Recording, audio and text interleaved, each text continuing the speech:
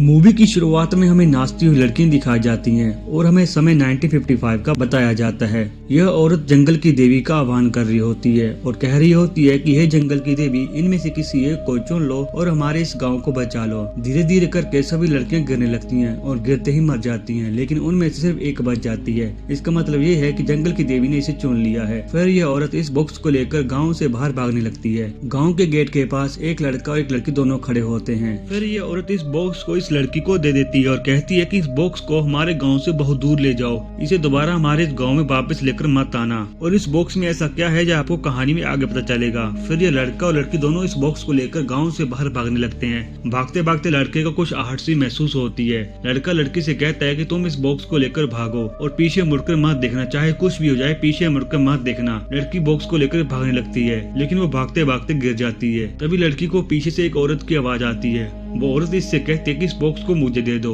लेकिन फिर भी यह लड़की इस बॉक्स को लेकर गांव से बाहर चली जाती है। फिर हमें 1980 का समय दिखाया जाता है। बस में एक लड़की और दो लड़के दिखाए जाते हैं और ये अपने डेस्टिनेशन पर उतर जाते हैं। लड़की का नाम मीला है और मीला के भाई का नाम यूडो है। यूडो को एक दोस्त है जिसका नाम आर्या है और जहाँ पर ये उतरे हैं वहाँ पर आर्या का दोस्त रहता है जिसका नाम जीतू है। यूडो आर्या के दोस्त को मिलने जाता है। वह लड़की बाजार में चली जाती है। वह बाजार में घूम रही होती है कि तभी उसे एक आवाज आती है। वह आवाज का पीछा करते वहां जा रही होती है। वह देखती है कि कोई औरत किसी के सर को काट रही होती है और वह लड़की से बोलती है कि बेटी वहां मत जाओ, वहां बहुत खतरा है। तभी इसका भाई इसको ढूंढते जहां जाता है। मीला अपने भाई को बोलती है कि तुम्हें वो औरत दिखाई नहीं दे रही है, लेकिन जूडो कहता है वहाँ तो कोई भी नहीं है और वो मीला को वहाँ से ले जाता है। आर्य अपने दोस्त जीतू से एक गांव का पता पूछ रहा होता है कि तुम्हें पता है कि यह गांव कहाँ है, हमें वहां जाना है। आर्य उसे कुछ पिक्चर भी दिखाता है।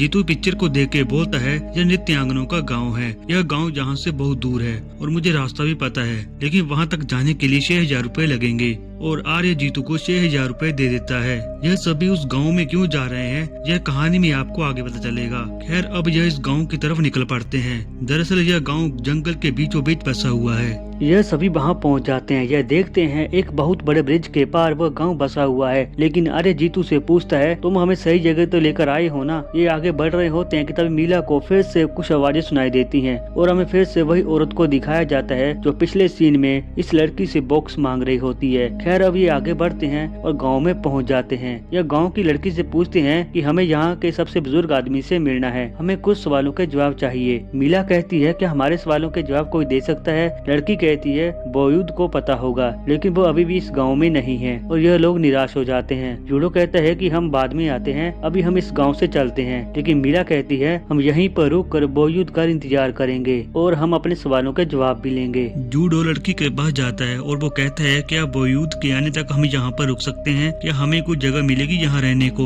वह उन्हें जगह दिखा देती है, लेकिन जूडो मीला से कहता है तुम यहाँ पर नहीं रुक सकती। जूडो फिर से एक लड़की के पास जाता है। लड़की का नाम रति है। जूडो रति से कहता है हम यहाँ पर रुके हैं, क्या आप मेरी बहन को अपने घर पर कुछ समय तक रहने दे सकती हो। जूडो रति को पैसे भी देता है, लेकिन वह मना कर देती है और वह मीला को अपने घर पर रहने की अनुमति दे देती है। मीला अब रति के घर चली जाती है। रति मीला से कहती है कि किसी चीज की जरूरत हो तो मुझे बताना, मगर ज्यादा आवाज मत करना, मेरी माँ की तबीयत ठीक नहीं है। रति मीला को अपने कमरे में सोने को बोलती है। अब अगली सुबह रति खाना बनाकर अपनी माँ के पास ले जा रही होती है। तभी मीला रति से पूछती है क्या तुम मुझे बता सकती हो तुम्हारी माँ को क्या बीमारी है। तभी उसकी माँ के कमरे से आवाज आती है। रति भागते हुए कमरे में जाती है और वह देखती है उसकी माँ बहुत अजीब हालत में होती है, जैसे कि उस पर किसी ने काला जादू किया हो। मीला रति की माँ को देखकर बाहर आ जाती है। तभी रति भी बाहर आ जाती है। तभी मीला रति को बताती है मेरी माँ की हालत भी तुम्हारी माँ की तरह है। फिर हमें सीन दिखाया जाता है जैसे कि उसकी माँ बीमार है और उन्होंने एक पुजारी को घर पर बुलाया है।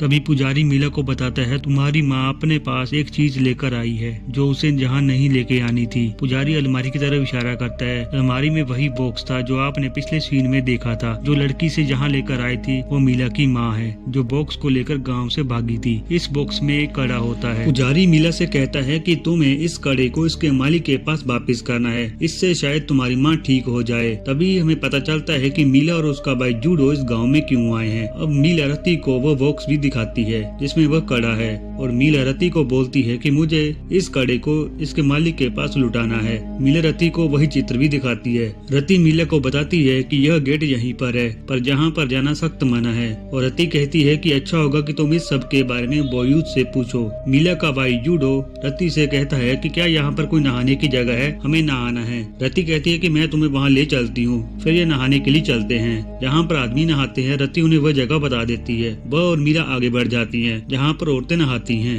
मीला और रति स्नानघर में पहुँचती हैं। वहाँ पर तालाब भी होता है। रति कहती है पहले अंदर खुद को साफ कर लो, फिर तालाब में नहाते हैं। मीला खुद को साफ करती है। वह बाहर आकर रति को आवाज लगाती है। तभी उसे तालाब में रति नहाती हुई दिखती है। वो मीला को तालाब के अंदर बुलाती है। मीला तालाब के अंदर चली जाती है। उसे उसकी हरकतें कुछ ठीक नहीं लगती हैं। दरअसल वो रति नहीं होती है। इस बात का मीला को एहसास भी हो जाता है। वो औरत कहती है कि तुम मुझे मेरा कड़ा लौटा दो, लेकिन जैसे ही मीला पीछे मुड़ती है उसे कोई भी दिखाई नहीं देता है। तभी मीला को तालाब के अंदर कोई खींच लेता है। मीला अपने आसपास कई सांपों को पाती है। वो बिल्कुल डर जाती है कि तभी वहाँ पर रति आ जाती है। रति उसे बचा लेती है। उधर जूडो और उसके दोस्त रास्ता भटक जाते हैं और वह एक कब्रिस्तान में पहुँच जाते हैं जहाँ पर कब्र को काले कपड़े से लपेटा गया है और ये तीनों देखकर डर जाते हैं। यह तीनों बोयूद के घर पहुँचते हैं, लेकिन बोयूद के घर पर कोई नहीं होता है। वहाँ पर एक लड़का होता है। बॉय ने बताता है कि बोयूद रूप बदलकर काला कुत्ता बन जाता है, लेकिन लड़के की इस बात पर कोई भी यकीन नहीं करता है। मीला के साथ जो हुआ वो अपने भाई को बताती है। खैर अब रात हो जाती है। मीला और रति को नाच गाने की आवाज सुनाई देती है। रति कहती है जो उसके पास यही गांव में संगीत समारोह हो रहा है, अगर तुम चाहो तो मैं तुम्हें वहां ले जा सकती हूँ। वहां पर नृत्यांगना भी होंगी। तभी मीला वो चित्र और कड़ा लेकर वहां चल पड़ती है। यह दोनों ही घने जंगल से गुजर रहे होते हैं। ये दोनों बिल्कुल डरी हुई होती है। यह दोनों वहां पहुंच जाती हैं। उधर जूडो और उसके दोस्त रति के घर आते हैं। वो मीला को ढूंढते हैं, पर उन्हें मीला और रति दोनों में से कोई भी दिखाई नहीं देता है। तभी जूडो को रति की माँ दिखाई देती है और रति की माँ को देखकर डर जाता है और यह तीनों बाहर आ जाते हैं। यह पूरे गांव में मीला को ढूंढते हैं, पर मीला उन्हें कहीं भी नहीं मिलती है। फिर से हमें वही सीन दिखाया जाता है जहाँ कुछ लोग बहुत अजीब तरीके से नाच गाना कर रहे हैं। तभी मीला को वही औरत वहाँ पर दिखाई देती है। वो औरत मीला को कड़ा वापस करने को बोलती है, लेकिन मीला कहती है कि अगर मैं तुम्हें कड़ा लौटा दूं क्या माँ ठीक हो जाएगी। मीला उसको कड़ा दे देती है। वो औरत कहती है पुजारी ने तुम्हें यहाँ भेजकर अच्छा किया। दरअसल यह औरत पुजारी को अपने काबू में करके सब कुछ बुला रही होती है और रति इस औरत के कहने पर ही मीला को यहाँ पर लेकर आती है। यह औरत रति को कहती है अगर तुम मेरी एक मदद कर दोगी तो मैं तुम्हारी माँ को ठीक कर दूंगी। इसलिए रति मीला को यहाँ पर लेकर आती है। यूडो और इसके दोस्त मीला को अब भी ढूंढ रहे होते हैं। वह जंगल के बीचों बीच कुछ लोगों को खाना खाते हुए देखते हैं। वह इनके पास चले जाते हैं। क्या आपने किसी लड़की को देखा है? लेकिन वह इसे मना कर देते हैं और जीतू उनके साथ बैठकर खाना खाने लगता है। लेकिन आर्या को कुछ ठीक नहीं लगता है। वह इन्हें जहाँ से चढ़ने को कहता है, लेकिन उनमें से एक आदमी जूडो को कुछ खाने को दे देता है, लेकिन जीतू जूडो से आकर छीन लेता है। उधर मीला को पता चल जाता है कि यह सभी इंसान नहीं है। यह दोनों यहाँ से भागने लगती हैं। रति मीला को बताती है कि इस औरत का नाम भद्राबोही है, कि जब वह नहा रही थी तभी वहाँ पर भद्राबोही आकर उसे कहती है कि अगर तुम्हें अपनी माँ को बचाना है तुम्हें मेरा एक काम कर दो। दरअसल भद्राबोही को मीला से उसका कड़ा चाहिए था। यह कड़ा भद्राबोही का ही है। तभी रति घर के अंदर जाकर देखती है उसकी माँ की हालत और भी खराब हो चुकी है। मीला अपना सामान बांधने लगती है और वह यहाँ से भागने लगती है ताकि वो अपनी माँ से मिल सके, लेकिन बाहर मौसम बहुत खराब होता है। तभी जूडो को मीला मिल जाती है। वह इसे घर के अंदर जाने को बोलते हैं क्योंकि मौसम बहुत खराब है। मीला अपने भाई से कहती है कि मैंने वह कड़ा उस औरत को लुटा दिया है। क्या मैंने सही किया? मुझे कुछ ठीक नहीं लग रहा है। तभी आर्य बोलता है कि तुम्हें कड़ा लुटाने में पूरा दिन लग गया क्या? लेकिन मीला कहती है कि हम तो कुछ समय के लिए गए थे। दरअसल मीला पूरा दिन गायब थी। वह काली दुनिया में गई थी, जिसका आधा घंटा भी पूरा दिन था। तभी जीतू उस खाने को खोलता है जिसे उस आदमी ने जूडो को दिया था। जब वह देखता है वह डर जाता है। वह एक बंदर था। दरअसल वो लोग इंसान नहीं थे, वह भी भूत थे। तभी रात हो जाती है। मीला आधी रात को सोकर उठती है। उसे अपनी माँ दिखाई देती है। उसकी माँ उसे कहती है कि तुम यहाँ से चली जाओ, तुम भद्राबोही के जाल में मत फंसना। तभी रति भी अपनी माँ को देखती है। उसकी माँ की हालत और भी गंभीर होती जाती है, जो अपनी स्किन को यूं खाने लगती है। तभी यहाँ पर बोयूद आ जाता है। दरअसल बोयूद वही आदमी है जिसे अपने शुरुआत में मीला की माँ को गाँव से भगाने में मदद कर रहा था। बोयूद उन्हें बोलता है कि तुम यह कड़ा यहाँ क्यों लेकर आए हो। मीला बोयूद से पूछती है कि कौन है भद्राबोही। तभी बोयूद उन्हें बताता है कि तुम्हारी माँ जिसका नाम इंगरी है वो तुम्हारी नानी की सबसे प्यारी पुत्री थी और तुम्हारी नानी गांव की रस्मों को निभाकर इस गांव की रक्षा कर रही थी। दरअसल भद्रा बुही काली शक्तियों की मालकिन है। तुम्हारी माँ की एक जुड़वा बहन थी जिसका नाम जयंती था, लेकिन तुम्हारी माँ नहीं चाहती थी कि जयंती को नर्तकी के रूप में चुना जाए। अगर मौत होनी है तो मेरी हो, मेरी बहन की नहीं। और जयंती इस रस्म में हिस्सा ले लेती है। बॉयुद उन्हें बोलता है इस कड़े को गाँव से बाहर ले जाने के लिए इन्हें यह सब करना पड़ा। बॉयुद उन्हें कहता है कि ना तो ये कड़ा होगा, ना ही ये रस्म होगी और ना ही लड़कियों की मौत होगी। लेकिन भद्रा बुही को धोखा देने की कीमत तुम्हारी नानी को भी चुकानी पड़ी। रति बॉयुद को बताती है मैंने वो कड़ा भद्रा बुही को देने में उसकी मदद की है। तभी हमें सीन दिखाया जाता है कि बॉयुद एक काला मुर्गा लेकर आता है और वह इन सभी को कहता है कि जब तक मैं ना बोलूं कोई दरवाजा नहीं खोलेगा। अब रात के 2:30 बजे होते हैं कि तभी यूडो को दरवाजा खड़काने की आवाज आती है। तभी बॉयुद उसे मना कर देता है कि दरवाजा तुम मत खोलना, बाहर कोई काली शक्ति भी हो सकती है।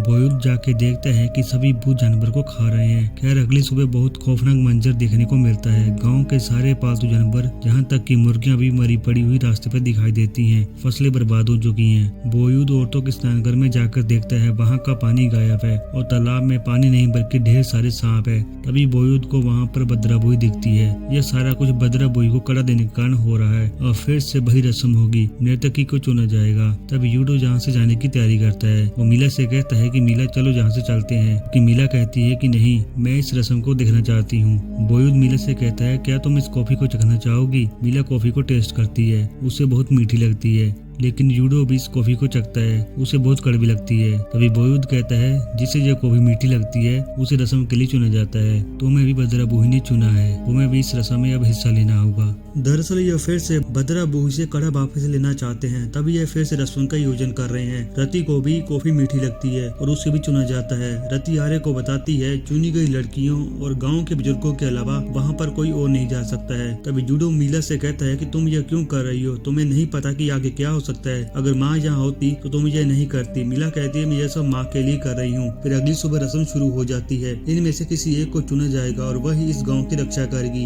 यह लड़कियों को उसी जगह ले जाने लगते हैं और सभी गाँव वाले अपने घर के दरवाजे खिड़कियां बंद कर लेते हैं और लगातार बम्बू बजाने लगते हैं ताकि काली शक्तियां इनके घर से दूर रहें। जूडो एक बार फिर से मीला को रस्म में भाग लेने से रोकता है, लेकिन मीला मना कर देती है। पहले इन चुनी गई लड़कियों को स्नान करवाया जाता है, लेकिन मीला और रति बहुत डरी हुई होती हैं। अब इन्हें उसी मंदिर में ले जाया जाता है। रस्म शुरू करने से पहले इनके माथे पर तिलक लगाया जाता है। वो मीला कहती है मुझे नाचना नहीं आता है, लेकिन औरत कहती है इसे खाने के बाद नाचना आ जाएगा। यह सभी नीचे बैठ जाते हैं और बॉयुद लड़कियों को कहता है कि अपनी ओढ़नी को सूंघो। जैसे ही ये लड़कियां ओढ़नी सूंघती हैं वैसे ही उनकी आंखों का रंग बदल जाता है और उन्हें दिखाई देते हैं वही अजीब से भूत जो इनके साथ नृत्य कर रहे हैं। दरअसल ये उसकी दुनिया में पहुंच जाते हैं। मीला और रति बहुत डरी हुई होती हैं। बॉयुद जंगल की देवी का आह्वान लगाता है। दरअसल जंगल की देवी और कोई नहीं भद्रा बुही है कि हम पर रहम कीजिए, इस गांव को बचा लीजिए। सभी लड़कियां नृत्य कर रही होती हैं, लेकिन यह एक एक करके गिरने लगती हैं। सिर्फ रति और मीला ही बचती हैं। तभी मीला और रति को भद्रा बुही आती हुई दिखती है। भद्रा बुही मीला से कहती है कि तुम यही रह जाओ, लेकिन मीला अपनी माँ के बारे में पूछती है। यह फिर से नाचने लगती है। उधर जूडो मीला के न लौट आने पर बाहर जाने लगता है, लेकिन आर्य रोक लेता है। आर्य जूडो से कहता है कि बॉयुद ने मना किया है कि हम बाहर नहीं जा सकते हैं। तभी बॉयुद देखता है कि काफी समय हो गया है, अभी भी भद्रा बुही ने रति और मीला में से कोई भी नहीं चुना है। तब मीला डर से नीचे गिर जाती है। तब बॉयुद मीला से पूछता है कि तुम वहाँ पर क्या देखा। मीला कहती है भद्रा बुही को, लेकिन फिर से उड़ जाती है और फिर से नाचने लगती है। और बॉयुद भी यह देखकर हैरान हो जाता है कि ऐसा पहली बार हो रहा है। बॉयुद इन दोनों पर सफेद कपड़ा देने को बोलता है और यहाँ से जाने के लिए सभी को बोलता है और यह सभी यहाँ से जाने लगते हैं। तभी बॉयुद पीछे मुड़ के देखता है, उसे दिखाई देते हैं वही सारे भूत। खैर अब बॉयुद मीला और रति को घर ले आता है। जूडो मीला की यह हालत देखकर घबरा जाता है। बॉयुद जूडो से कहता है कि इन दोनों में से भद्रा बुही ने अभी भी किसी को भी नहीं चुना है। यह दोनों अभी भी अंकारा मूर्खा में फंसी हुई हैं, जो कि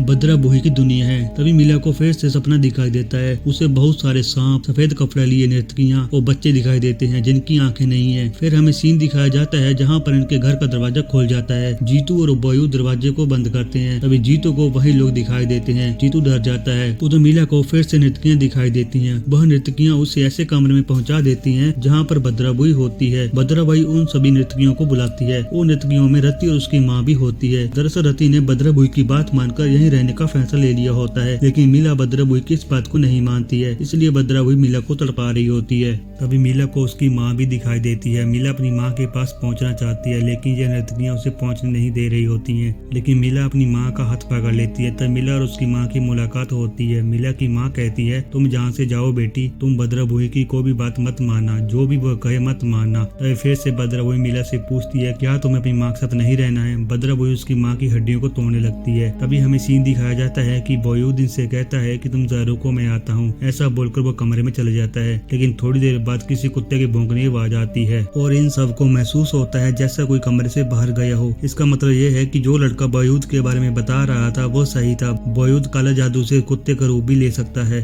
तभी भद्राबाई को बाहर से कुत्ते की भौंकने की आवाज आती है। भद्राबाई इरिटेट हो जाती है, वो मीला को चोन लेती है और मीला होश में आ जाती है और रति की मौत हो जाती है और बॉययूद घर के बाहर से आता है। बॉययूद देखता है कि रति की माँ भी मर चुकी है। फिर से इन्हें कड़ा मिल जाता है। तभी मीला अपने घर जाकर देखती है उसकी माँ भी इस दुनिया में नहीं रही। फिर मीला अपनी माँ को दफनाने के लिए इसी गाँव में आती है। यह गाँव उस काली शक्ति से मुक्त हो जाता है और ये मूवी यहीं खत्म हो जाती है। आई होप गाइज आपको कहानी अच्छी लगी होगी। मिलते हैं एक नई कहानी के साथ। कीप वॉचिंग अनदेखी सिनेमा। Thank you guys.